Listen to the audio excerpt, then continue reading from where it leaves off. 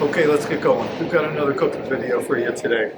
We're going to make something that's pretty fun, pretty easy though, but we hope to teach a few things while we're at it. We're going to make some shrimp with green curry, shrimp with Thai green curry, which is not like yellow curry, which is Indian, not like red curry. Thai green curry is very different. Now, it has some of the similarities of a saute, so I'm going to start cooking while we're talking. We got some vegetables, we're just going to start throwing some of those things in there. So we already heated up our pan with a little bit of olive oil, which is okay. I know you might be thinking ghee is very typical of those countries, but we're going to go with olive oil today because, well, the French did populate some of this area. So while we sauteing some of the vegetables, we're going to talk a little bit about what exactly is green curry. Now, green curry is a tremendous product. I love it. I love it. Green curry comes from Thailand. It's made of kaffir lime leaves, galangal, shrimp paste, peppers, cilantro. Has a lot of unique flavors. Now, you might think green curry is kind of hot, but in reality, green curry is very aromatic. So while some curries are hot and spicy, green curry, it's not really that hot and spicy. It has a little sour edge, which comes from the kaffir lime and the galangal and fish sauce. Now, keep in mind, most green curries tend to have some dried shrimp paste in there or a little bit of fish sauce. So if you're allergic to seafood, you might want to read the label first. And I'm going to tell you another thing. When you shop for green curries, try to buy that little can where everything on the can is written in Thai. It's got a picture of a little Thai woman on the can. Small can, very pungent. So again, Thai curry. Now we made our Thai green curry sauce in advance with coconut milk, Thai green curry. There's so much flavor going on in there that pretty much did it. Coconut milk, regular milk, or a little bit of heavy cream, Thai green curry, and a little bit of flavor. Now, one of the things that I'm going to talk about that I really want you to pay attention to, even if you're doing something else at the moment, is we're going to cook some shrimp, because this is going to be a shrimp curry. And what I did is velvet the shrimp. Now, if you've ever heard of velvet chicken or anything like that, what I want to tell you about is the technique of velveting. And I have to go fast because my vegetables are cooking. Now, have you ever had food at an Asian restaurant and the chicken is really, really tender and it's really, really moist, and you say to yourself, how come I can't do that? Every time I do a saute, all the sauce falls right off the meat. Well, there's probably a reason. One, you're not doing it right. So let me fix that for you. When I was at culinary school, I had an instructor, Chef Danny Lee. He was from Canton. He went to the culinary school in Canton. He used to call it super batter. Super batter. So we take a little bit of egg white, and we whip it up just so it breaks the protein. So it breaks all the albumin.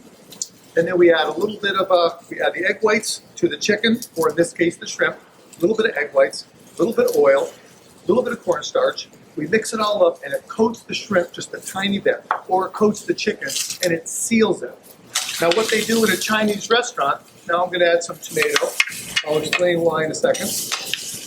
Now what they do in a Chinese restaurant is, you have to imagine there's a Chinese chef, he's got a big wok here, he's got a big wok here, he's got another wok there.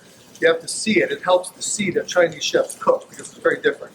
And they'll take all the shrimp and they'll have a wok with hot oil that they're typically making spring rolls and all that other stuff. They'll drop the chicken in there and just pass through. That's the technique. It's actually in Chinese, the word stands for pass through. You pass it through the oil and it seals it on the outside. And then he just drops the chicken or the beef into the pan. Then he sautés it. So your meat is very, very tender. And what we did is we did that with the shrimp. We coated the shrimp. And in this case, what we did is we dipped it in a boiling water. We dropped it in the water, tossed it around for 20 seconds, pulled it out, and it's sealed in the flavor. You can also do it in a fryolator, which is what I would recommend if you were stir frying. But you don't want to do that at home because it takes a lot of mess. We're going to add a little bit of broccoli. Now we added the tomato. You might think to myself, why am I stir frying with tomato? Let's keep in mind that this is a Thai dish. And a Thai dish is not a stir fry. This is a simmer dish. This is a simmer dish. But even though it's a simmer dish, oh, you love that sound?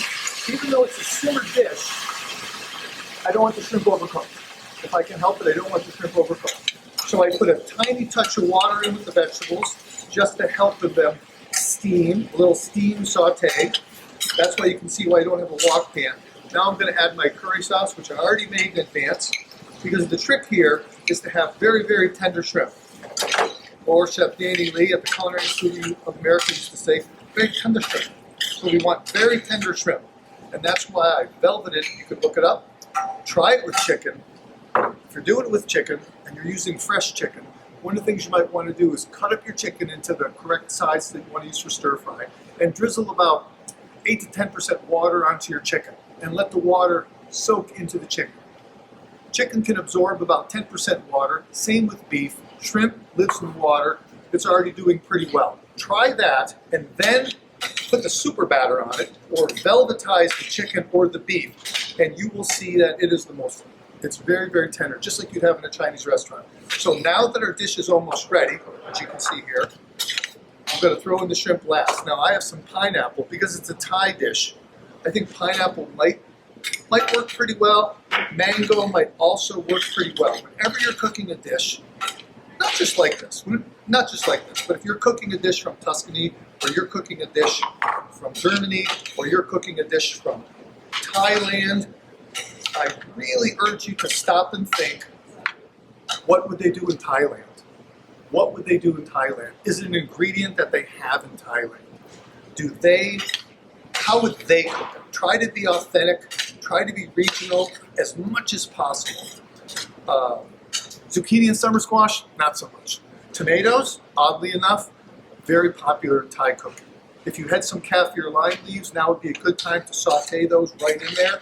Just let them cook. Or if you were lucky enough to find some green curry leaves, which are very popular in Indian cooking, if you were lucky enough to find those, if you live in a city, you could throw the curry leaves in, saute those in oil. So now, all we have to do is just slowly simmer the ingredients together until the shrimp is just cooked. And now our shrimp will be very tender, very juicy, and they'll be cooked just right. Another side benefit of velvetizing or using the super batter on the shrimp or the chicken or the beef is that tiny bit of cornstarch helps to thicken your sauce during the final stir fry. And it also helps the sauce to coat the meat, coat your beef, coat your chicken just the way it does.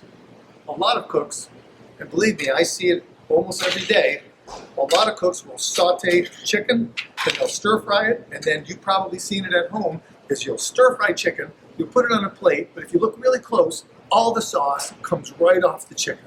And the chicken's standing there, naked as can be, and it's like, where's my sauce? And there is no sauce on that chicken.